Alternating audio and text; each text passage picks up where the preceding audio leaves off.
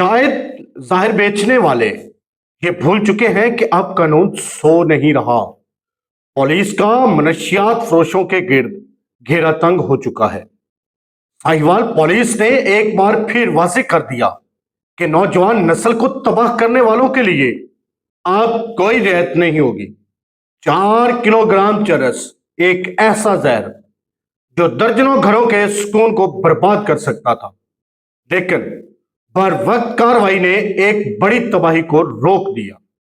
السلام علیکم ناظرین، میں ہوں ارشد فریدی اور آپ دیکھ رہے ہیں میرا Arshad Faridi official YouTube channel. Sahiwal police جرائم پیشہ عناصر کے خلاف متحرک دکھائی دے رہی ہے۔ ناظرین، ڈی پی او ساہیوال محمد عثمان ٹیپو کے احکامات کی روشنی میں ضلع بھر میں منشیات فروشوں کے خلاف بھرپور کریک ڈاؤن جاری ہے۔ اسی سلسلے میں تھانہ ہڑپہ نے اہم کارروائی کرتے ہوئے منشیات کی ایک بڑی سپلائی ناکام بنا دی۔ ایس ایچ او تھانہ ہڑپہ انسپیکٹر ماجد اشفاق کی زیر نگرانی انچارج چوکی ہڑپہ سب انسپیکٹر راحت نذیر نے اپنی ٹیم کے ہمراہ کارروائی کرتے ہوئے بدنام زمانہ منشیات فروش نایاب شاہ کو گرفتار کر لیا۔ ناظرین، پولیس کے مطابق کارروائی کے دوران ملزم کے قبضہ سے 4 کلوگرام چرس برآمد ہوئی، جس کے بعد ملزم کے خلاف امتناع منشیات ایکٹ کے تحت مقدمہ درج کر لیا گیا۔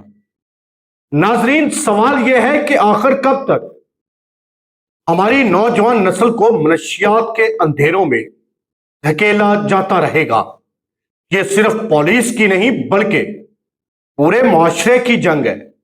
والدین، اساتذہ اور سماجی حلقوں کو بھی آگے بڑھنا ہوگا تاکہ نئی نسل کو اس ناسور سے بچایا جا سکے۔